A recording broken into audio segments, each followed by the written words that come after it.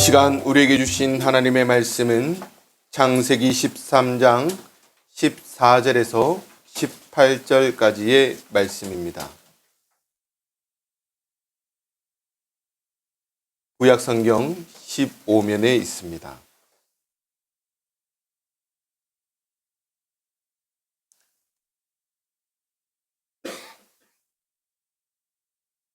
롯이 아브람을 떠난 후에 여호와께서 아브람에게 이르시되 너는 눈을 들어 너 있는 곳에서 북쪽과 남쪽 그리고 동쪽과 서쪽을 바라보라.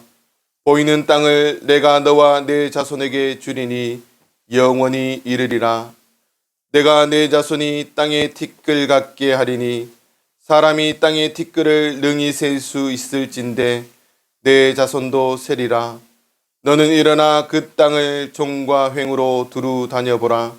내가 그것을 내게 주리라. 이에 아브라함이 장막을 옮겨 헤브론에 있는 마므레 상수리 수풀에 이르러 거주하며 거기서 여호와를 위하여 제단을 쌓았더라.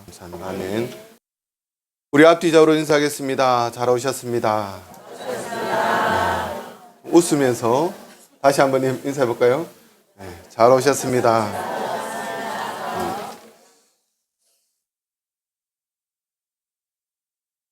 가전제품 광고 중에서 아직도 잊히지 않고 제 기억에 남아있는 문구가 있습니다. 순간의 선택이 10년을 좌우합니다. 여러분 다 들어보셨죠? 아이들은 못 들어봤을 수도 있겠지만은 우리 이렇게 이렇게 이야기했으면 좋겠습니다. 옆 사람에게 순간의 선택이 평생을 좌우합니다. 일단 우리는 하나님을 선택했기 때문에 하나님 우리를 선택하셨죠. 그렇기 때문에 우리는 복된 삶을 살고 있는 줄 믿습니다. 가전제품 하나를 살 때도 어떤 것을 선택하느냐에 따라서 중요하고 달라지듯이 인생을 살아가면서 무엇인가를 선택한다는 것은 얼마나 중요한지 모릅니다. 미국의 어느 감옥의 한 사형수가 신문을 보며 눈물을 흘리고 있었습니다. 간수가 그 이유를 물었습니다. 신문에 난 기사를 보고 그에게 말했습니다. 미국 제22대 대통령 클리블랜드 취임. 그리고 고개를 떨구며 그는 이렇게 말합니다. 클리블랜드와 저는 대학교 동창이었습니다. 어느 날 수업을 마치고 나오다가 우리 둘은 교회의 종소리를 들었습니다. 클리블랜드가 교회에 가보자고 말했는데 나는 거절했지요. 클리블랜드가 교회를 선택했고 그는 거기에 가지 않고 술집으로 갔습니다. 그것이 우리의 운명을 이렇게 다르게 갈라놓았다라고 그는 고백합니다. 그때 그 당시에 이 사형수가 대통령과 함께 교회에 갔다면 그의 삶은 어떻게 달라졌을지 우리는 알 수 없습니다. 인생은 선택의 연속입니다. 그리고 그 선택은 우리 인생에 지대한 영향을 미칩니다. 그래서 잘 선택해야 합니다. 오늘 본문에서도 선택의 기로에 놓인 두 사람이 있습니다. 그들은 어떤 선택을 했을까요? 그리고 그 결과는 어떻게 나왔을까? 사순절을 보내면서 우리는 어떤 선택을 해서 어떤 삶을 살아야 될까? 오늘 말씀을 통해서 함께 생각해 보기를 원합니다. 첫째, 아브라함은 갈등 속에서도 평화를 선택합니다. 지난번에 아브라함을 훈련시켰던 하나님의 도구는 기근입니다. 그런데 이번에는 풍요입니다. 아브라함이 애굽에서 큰 부자가 되어 돌아옵니다. 어떤 사람은 아브라함이 애굽에 내려갔으니까 부자가 된 것이 아니냐. 아브라함이 가나안 땅에 가만히 있었으면 많은 재물과 가축을 어떻게 얻을 수 있었겠는가 말하는 사람도 있습니다. 그러나 그것은 잘못된 말입니다. 아브라함이 잘못된 행동을 했음에도 불구하고 하나님이 그렇게 허락해 주십니다. 하나님의 은혜입니다. 우리가 때로는 잘못할지라도 하나님께서는 때로는 물질로 채워주기도 합니다. 그러나 거기서 끝이 아니라 새로운 시험이 기다립니다.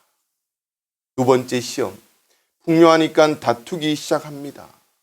다툼 속에서 어떻게 선택하느냐에 따라서 그의 삶이 어디로 가는지를 잘 말해 줍니다. 아브라함이 이 시험에서 넘어졌다면 그도 믿음의 사람이 될 수 없었을 겁니다. 하나님께서 우리들에게 물질을 주시고 난 이후에 우리를 시험하십니다. 오늘 본문처럼 목초지가 모자라 아브라함의 목자와 롯의 목자가 서로 다투게 됩니다. 그런데 아브라함은 롯을 향해 누가 옳고 그른가를 따지지 않습니다.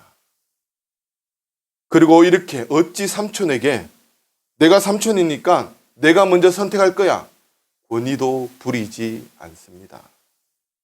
아브라함이 두 번이나 부디란 말을 쓰면서 큰 아버지와 조카와의 일치된 관계를 유지하기를 원합니다. 아브라함은 먼저 결정한 권한이 있습니다.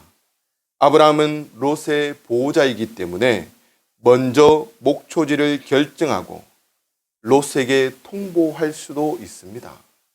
그런다 해서 롯이 무슨 말을 하겠습니까? 그런데 아브라함은 놀랍게도 그의 권리를 주장하지 않습니다. 믿음으로 하나님께 맡깁니다. 9절 말씀에 조카 롯을 향해 말하기를 내 앞에 온 땅이 있지 아니하냐? 나를 떠나가라.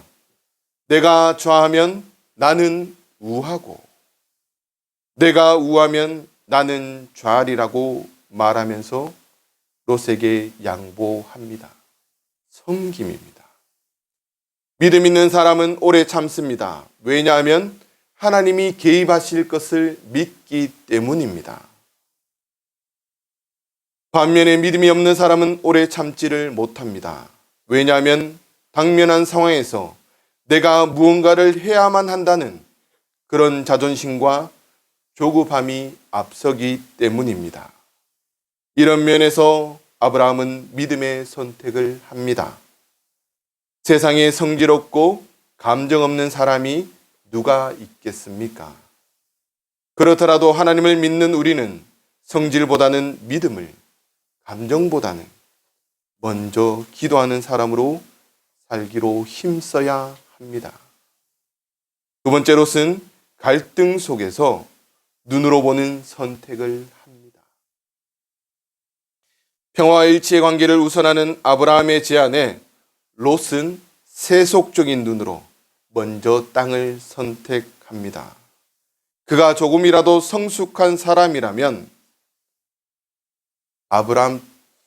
아브라함에게 양보했을 겁니다. 자기는 족하고 아브라함은 늙었지 않습니까? 그리고 자기를 이끌어왔고 아브라함 때문에 자기가 복받는 그런 삶이었습니다. 그런데 롯은 그렇지 않았습니다. 롯은 가나안 땅을 먼저 고르라는 제안을 받자 지체 없이 눈을 들어 바라봅니다. 하나님이 주시겠다는 약속의 땅을 바라본 것이 아니라 요단강 건너편 평야를 바라봅니다. 롯이 약속의 땅과 아무런 관계없는 요단 평야를 탐내며 바라본 이유는 무엇일까요? 그 땅 어디나 물이 넉넉하게 흐르고 있었기 때문입니다. 예나 지금이나 가축을 칠 때 가장 귀한 것이 물이죠. 물. 우리나라는 물이 너무나 풍부하기 때문에 별로 걱정하지 않지만 정말 물이 귀한 이 지역에서 물이라는 것은 곧 생명과도 같습니다. 그러니 가나안의 산악지대보다 사시사철 물이 풍부한 요단평야가 눈에 들어오는 것은 당연한 것입니다. 세속적으로 말하자면 요단평야는 땅 한 평에 몇 천만 원 하는 그런 땅, 노른자 위의 땅이라고 이야기할 수 있습니다. 그러나 가나안 땅은 이용 가치가 없거나 녹지대로 개발이 불가능한 땅, 척박한 땅. 롯이 요단평야를 내다보면서 연상했던 이미지는 주님의 동산, 에덴 동산 같다라고 말합니다. 겉으로 보기에 너무나 좋았다라는 것. 왜 요단을 에덴 동산이라고 표현했을까? 에덴 동산은 긍정적인 의미로 우리는 받아들이지만 여기서는 부정적 의미를 담고 있습니다. 겉으로는 요단 평야가 비옥하고 풍요의 땅처럼 보이지만 속으로는 유혹과 타락의 땅이라는 것을 말해 줍니다. 아담과 하와가 에덴 동산에서 유혹을 받아 타락했듯이 요단 평야로 롯은 유혹하고 타락시킬 것이라는 의미를 내포하고 있습니다. 라틴 교부에 따르면 롯이란 이름은 이탈, 벗어남을 의미합니다. 여기서 이탈이란 진리의 삶, 하나님과 함께하는 삶을 떠나는 것을 의미합니다.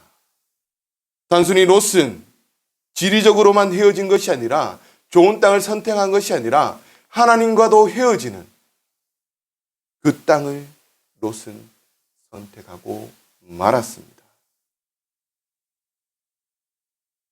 우리들도 사순절을 보내면서 롯처럼 자주 영적인 가치보다 물질적 가치를 좋아하면서 가나안 땅이 아닌 요단 평야를 선택할 때가 많지 않습니까?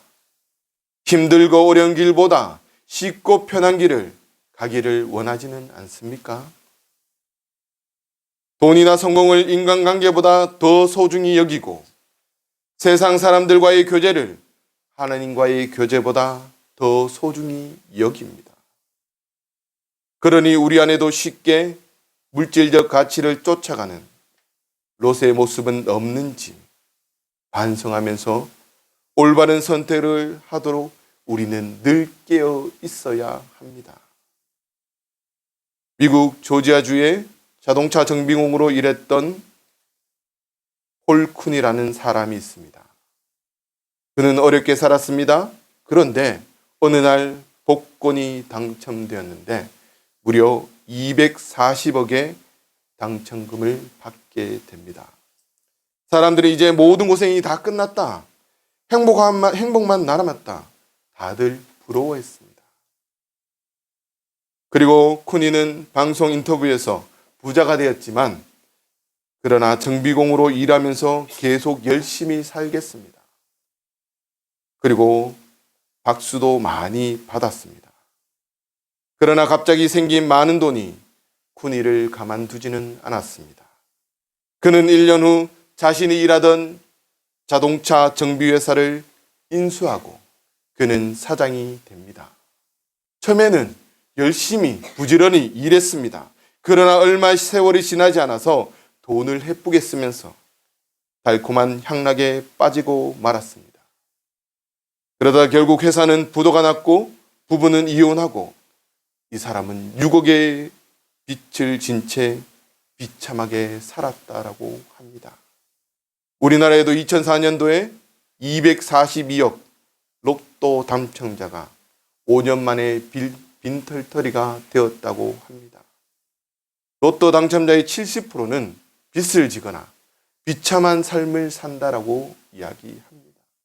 물질은 결코 우리들에게 행복을 줄 수 없습니다. 누가복음 16장 13절 말씀에 지파인이 두 주를 섬길 수 없나니 혹 이를 미워하고 저를 사랑하거나 혹 이를 중히 여기고 저를 경히 여길 것임이니라. 너희는 하나님과 재물을 겸하여 섬길 수 없느니라. 하나님을 떠난 롯은 어떻게 되었습니까? 10절 말씀에 보면 소돔과 고모라를 멸하시기 전이었으므로 이것을 통해서 롯의 선택이 잘못되었음을 우리는 알게 됩니다. 결국에는 창세기 19장에 소돔과 고모라는 멸망하고 말았고 롯도 이제는 비참한 삶을 살 수밖에 없습니다. 마지막으로 하나님은 믿음으로 양보한 사람을 높이십니다. 아브라함은 롯과 함께 신앙의 여정을 시작했습니다. 지금까지 자기가 의지할 수 있고 힘이 되었던 롯도 이제는 떠났습니다.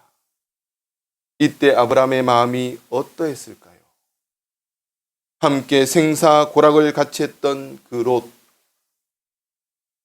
거절하지 않았겠습니까? 얼마나 서운했겠습니까? 5, 6월에 쬐던 불도 돌아서면 서운하다는 말이 있습니다. 거기다가 자신의 땅을 보니 얼마나 답답합니까? 여러분, 아브라함도 눈이 있습니다. 눈이 없는 게 아닙니다. 보면 다 알잖아요. 어느가 좋은 땅인지. 우리도 보면 다 알지요. 어디가 좋은 땅인지. 그런데 그 척박한 땅, 그리고 이제는 홀로 남겨진 그 모습, 아브라함 혼자서 서운해하고 고독해하는 그때 하나님이, 사람이 뭔가 의지할 때가 있고 믿을 만한 곳이 있을 때 하나님을 찾지 않습니다. 나 자녀 없으면 못 살아. 돈과 권력이 나의 힘이야. 그때 하나님은 그래, 너 혼자 잘해봐라. 그거 가지고 잘해봐라. 내버려 둡니다. 그러나 다 떠나보내고 혼자일 때 우리는 고백합니다. 하나님만이 나의 힘이십니다. 나는 하나님밖에 의지할 곳이 없습니다. 나에게는 하나님이 전부입니다. 라고 고백할 때, 그때 하나님과 만날 수 있는 가장 좋은 때입니다. 혼자가 됐을 때 하나님을 찾아야 합니다. 하나님을 의지해야 합니다. 혼자가 아닙니다. 하나님이 우리를 바라보고 계십니다. 혼자 있을 때가, 고독할 때가 하나님을 잘 만날 수 있을 때입니다. 이 세상 친구들 나를 버려도 주님은 날 버리지 않습니다. 날 사랑하는 분은 오직 예수님 뿐입니다. 아브라함을 찾아오신 하나님, 뭐라고 말씀하십니까? 눈을 들어 위를 보라. 인간은 본능적으로 어디를 보고 살아갑니까? 땅을 봅니다. 왜 땅을 보죠? 돈이 있을까봐. 네. 한때 돈을 줍고 저도 땅만 쳐다본 적이 있습니다. 아, 땅을 쳐다보니까 돈이 나오네. 네. 하나님 우리에게 하나님이 계획하시는 새로운 세계를 보여주기 위해서 눈을 들어 땅을 보지 말고 눈을 들어 위를 보라고 말씀하십니다. 하늘을 봐라. 그때 우리들은 하나님의 도움의 손길을 바라보고 절망 가운데서도 희망을 볼 수 있습니다. 사도행전 7장 5절에 보면 스데반이 순교할 때 성령 충만하여 하나님의 영광과 및 예수께서 하나님 우편에 서신 것을 보고 말하되, 보라, 하늘이 열리고 인자가 하나님 우편에 서신 것을 보노라고 고백합니다. 하늘을 보라는 것은 바로 하늘이 열릴 것이고 그곳에 계신 하나님을 보라는 겁니다. 예수님을 보라는 겁니다. 우리를 위해서 탄식하는 성령의 아픔, 하나님이 기도하시는 그 모습, 예수님이 기도하는 그 모습, 서 있는 모습을 우리는 보게 될 것입니다. 그때 환난 속에서도, 어떤 어려움 속에서도 하나님이 주신 그 힘이 우리 가운데 생깁니다. 땅 밑만 바라보면 쉽게 절망합니다. 위를 바라보므로 하나님의 음성을 듣고 새로운 사람으로 거듭나게 됩니다. 또 말씀하십니다. 북쪽과 남쪽, 그리고 동쪽과 서쪽 새 세계를 바라보라고 말씀하십니다. 하나님은 아브라함에게 눈을 들어 위를 보고 이리저리 동서남북 사방팔방 주위를 살피며 멀리 새로운 세계를 바라보라고 말씀하십니다. 그리고 말씀하십니다. 보여주는 땅을 너에게 주겠다. 보고 있는 땅을 너에게 주겠다. 내가 선택한 것이 아니라 하나님께서 주겠다라고 말씀하십니다. 우리는 이것을 비전이라고 말합니다. 인간이 꿈꾸는 것과는 다릅니다. 인간이 꿈꾸는 것은 내가 이렇게 되었으면 좋겠다라는 바람입니다. 많은 사람들이 이 바람을 비전과 혼동하기도 합니다. 그러나 비전은 하나님께서 주시는 것이고 하나님과의 만남을 통해서 하나님이 보여주시는 겁니다. 그런데 사람들은 자기의 계획, 자기의 바람을 내걸고 이것이 나의 비전이다. 이것이 우리 교회의 비전이라고 이야기합니다. 그러나 비전은 하나님께서 보여주시는 겁니다. 우리가 하나님이 보여주시는 비전을 가지려면 먼저 집중해서 기도해야죠. 하나님이 나를 통해서 하나님이 하시고자 하는 일이 무엇일까? 내가 무엇을 어떻게 하여야 하겠는가? 나의 자녀들을 위해서도 마찬가지입니다. 내가 생각할 때 우리 자녀는 이런 사람이 되었으면 좋겠다. 그것을 가지고 하나님, 내 자녀들이 이런 사람이 되게 해주십시오. 간구합니다. 그러나 성숙한 신앙인은 그보다 먼저 하나님, 내 자녀를 통해서 하나님이 하시고자 하는 일이 무엇입니까? 하나님께 묻는 사람입니다. 그때 우리들은 인간들이 상상할 수 없는 새로운 세계를 보게 됩니다. 우리는 환경을 탓합니다. 좋은 환경. 하나님이라면 요단 동편 젖과 꿀이 흐르는 그 땅보다 더 좋아 보이는 에덴 동산 같은 그 땅을 주셔야 되는데 하나님은 그렇지 않고 척박한 땅을 주시면서 말씀합니다.